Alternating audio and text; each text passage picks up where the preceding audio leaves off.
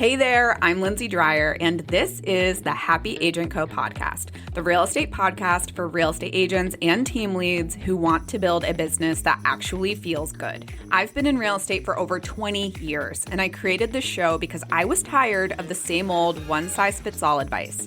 Each week, I share my tips and strategies along with guest interviews that feature agents who are building a life and business they love. If you're done following outdated advice that does not fit your life and you're ready for a smarter, more human way to grow your real estate business, you're in the right place. Hello, friends. It is May, and that means it's listing season.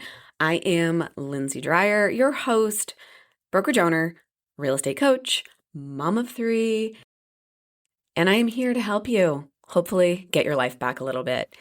This episode today is perfectly timed, in my opinion, because we are in peak listing season where we are going on tons of listing appointments and trying to figure out if we are a good fit for the seller. So in today's episode, we are talking about why I started using a seller expectation addendum. And I know addendum sounds like really strict, but it's really a seller expectation two-pager. And I'm going to go over what's actually in mine. So here's kind of how it went before I had this document. Sellers who had a vague idea of understanding the process, but even though I've explained it, because let's be real, like verbal conversations at listing appointments do not stick. They don't hold because there is so much going on. Like sellers are overwhelmed in the moment. What they quote unquote agreed to doesn't stick when their emotions are running high later. They always come back and they're like, actually. And I felt like there really wasn't buy-in at the beginning. And I wanted to make sure that all of the criteria, all of my like non-negotiables were agreed to upfront, because I am trying to avoid wasted time. I don't just list homes, I sell homes. And I wanted to avoid sellers who are calling constantly, pushing back on me on like every little thing, whether that's showing times, having assisted showings, using a lockbox, or getting pissed off because we didn't have any feedback. So I really wanted to get this all where like there is a clause for every single thing that I want to avoid, and I'm having the seller initial off on that. So that's what this document is. It's a signed document that sets expectations before the listing goes live. It gets signed with the listing agreement. So I'm going to walk you through the actual document that I use now with every single listing client. And this is not a hypothetical episode. This is a real thing, section by section, because I think the most useful thing I can do is show you exactly what's in it, why each piece is in there. And my hope is by the end of the episode, you'll have everything you need to hopefully build your own version. So section 1, let's dive in. The first section is compensation. And I personally have moved on most listings to a retainer plus success fee model. So I am getting a non-refundable retainer upfront at signing, which essentially is getting that client's buy-in and is preventing them from maybe listing and then canceling later. And then I have a success fee at closing, which is like your traditional commission. I also like to discuss buyer agent compensation. So however that's handled in your market, we're covering that in this section. And also we're covering a unrepresented buyer and what that compensation looks like. Now, obviously I can't give you specifics on what I charge because that is antitrust violation. So you can go ahead and put whatever expectations you want to call out in this section. So a little bit about the retainer and why it exists. There's a lot of upfront stuff that goes in. And in the past year, I've actually had more listings cancel, like pre-list, like we've gotten cold feet on selling than I've ever had in my career. And so I really wanted to make sure that I had buy-in before I got photography, before I prepped all the MLS documents, before I got all the marketing materials ordered, before I get the condo documents, like all of that work that we do before a listing goes live. And that retainer has really helped be a filter for sellers who are serious and actually want to sell their property. So a side note, I have everyone initial each of these sections because I want to make sure that there's a deliberate pause. So I'll explain the section. I will have the seller initial that section, and then we're moving on to the next section. What I find is this document is so thorough, and it really helps the seller get on the same page, and it also brings up questions. So at the end, it's almost like we've worked through everything. I know early in my career, or even honestly 3 years ago, I was just so excited to get a listing that I was like, okay, you agree to my compensation, timing works, we're good to go. And I think now more than ever, especially because the market has softened a little bit, we need to be really taking the time to set expectations and make sure that our client is fully on board with how we work, because that is how you have a life. Okay, so next section is about showings, and this is a big one because if you don't show the property, it's not getting sold. So I am putting in that you will have the property available 7 days a week, 9 a.m. to 7 p.m., and we will have X hours notice. So whatever that is for your client or your market, whatever is reasonable. Most of the time in our market, it's 12 hours notice.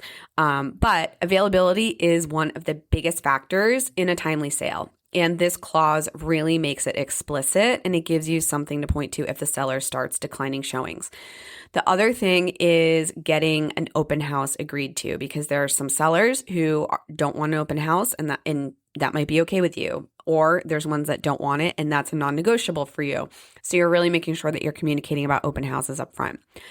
The next piece is that the seller is not present during showings. And this one, surprisingly, is you just don't know until you don't know. And I want to make sure that this is super clear up front. So I actually had recently a seller who wanted to be present for all showings. And that is why this clause is in here, because I want buyers to feel unhurried. I want them to feel comfortable. And if the seller is in the home, it absolutely will be an offer killer, and it does not make for a good touring experience. So I just want to make sure that that is clear in there as well. If there is a lockbox, you also want to make sure that that is covered in this addendum as well. And whether you will be at every showing or whether licensed agents will be doing showings. So buyer's agents will be showing the property to their client without you. This is another thing that people assume you're going to be at every showing. So you want to make sure that that is communicated clearly on this as well. Recording devices. So the Ring camera clause. I think this is also one that's really overlooked. Some states, they have really great addendums for this, but again, it's not always specifically called out. Sometimes it gets lost in the shuffle of all the disclosures that they're signing. But I always like to say that the sellers have to disclose that there's cameras to showing agents and that audio recordings can implicate state privacy laws. And so having this in writing just protects everyone. And again, if you're doubly covering it, that's fine. A lot of this stuff is covered in the listing agreement, right? But I am calling out specific things because I do not want them to be issues down the road or things that would have made it so I didn't want to take the listing to begin with. The next and last thing under showings is showing feedback is not guaranteed. And I think we've all seen the chatter online about how there was a buyer that sued their agent for providing feedback.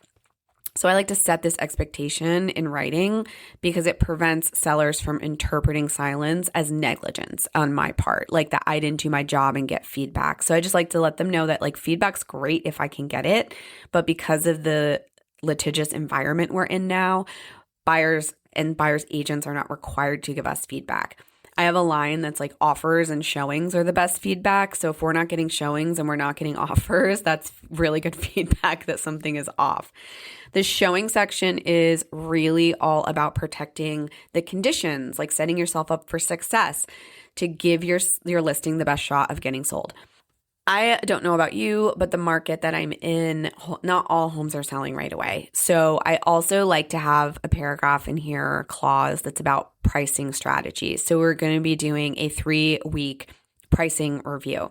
So if we don't have a ratified offer or contract within 21 days of going live, we're going to have a scheduled pricing review. And this is built into the agreement from day one.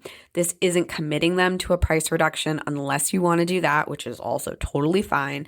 But it's really just setting the expectation that after 3 weeks, we might need to have a conversation about reducing the price. I think that having this up front, or at least setting it as an expectation, means that that price reduction conversation is not a surprise. And for me, it's like the 3-week window in my market. It might be a month for you. It might be a week for you. So you can customize this to whatever it is, but you're basically having the seller already agree to have this conversation with you, which makes the conversation easier to have. I like to say it's like a built-in part of our marketing strategy, because pricing and positioning in the market is a very important piece of selling your home. And it's not being reactive, we're being proactive. So I really like to make sure that we are having some type of expectation that if your home's not under contract in X amount of time, we are going to have a thorough review of pricing and positioning in the market. Moving on to communication. This is a really big one, and I think a lot of agents drop the ball on this. The first is that you will receive weekly written updates from me. So this will be showing activity, online traffic, any feedback we've received, and then any updates on market activity. So this would be showings, it would be like new active competition, anything that's gone under contract, really anything that's pertinent. And this is every week. I typically send this on Mondays. So I let them know that you will get a written weekly update from me on Monday. This is proactive communication that replaces those reactive calls, because if they're asking me for an update, that's not okay. It means that I have not set expectations properly, or I am not in contact enough or consistently enough. I've found that if you set the expectation that you're going to be sending them that report every Monday, it really cuts down on the what's going on, what are you doing, why isn't my house selling, blah, blah, blah. So I once had a listing that was literally on the market for 1.5 years, and I am telling you, those weekly updates saved my ass, because I did not have the seller constantly bombarding me with their anxiety, because I was giving them weekly updates. So that is crucial.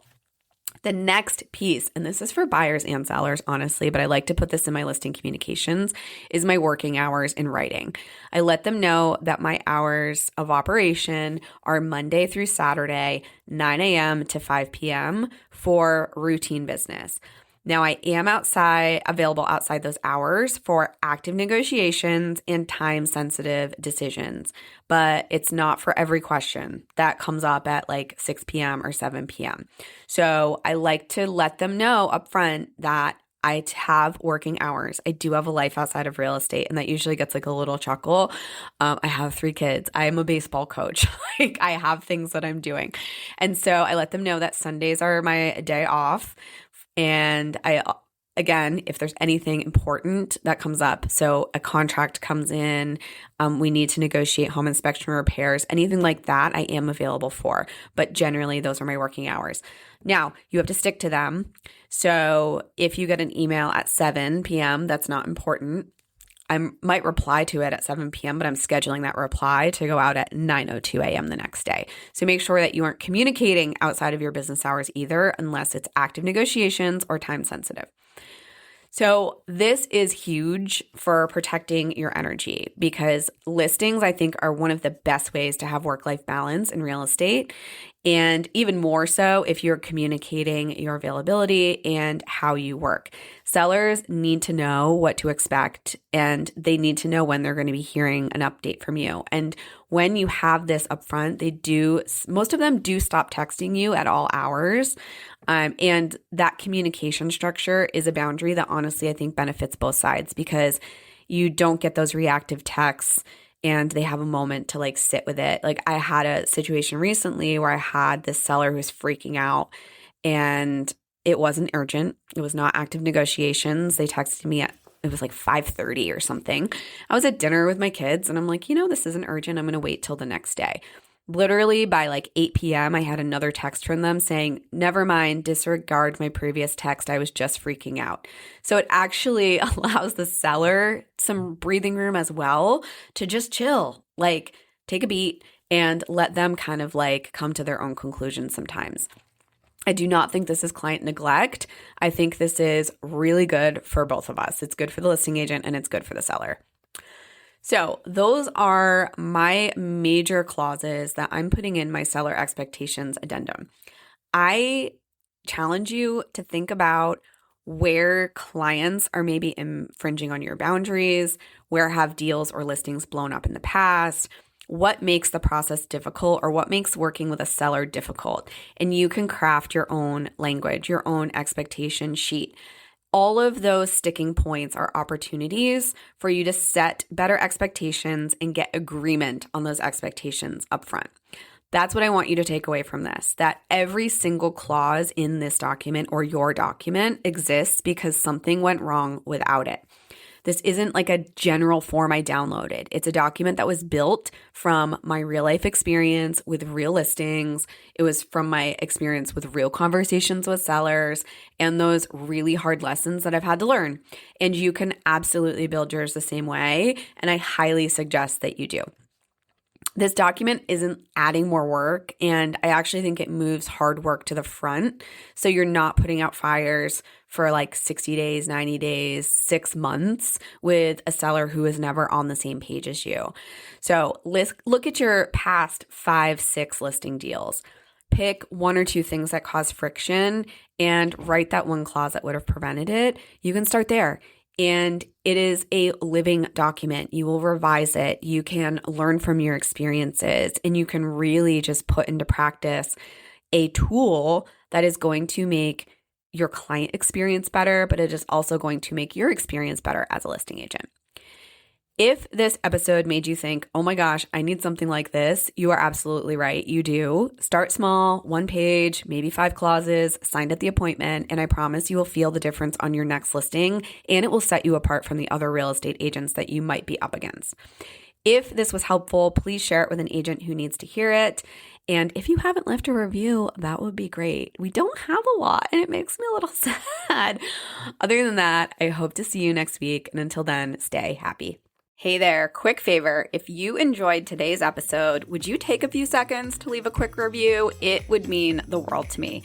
I also want to thank you for tuning into this episode of the Happy Agent Co podcast. I hope you feel inspired to keep building a life and business you love.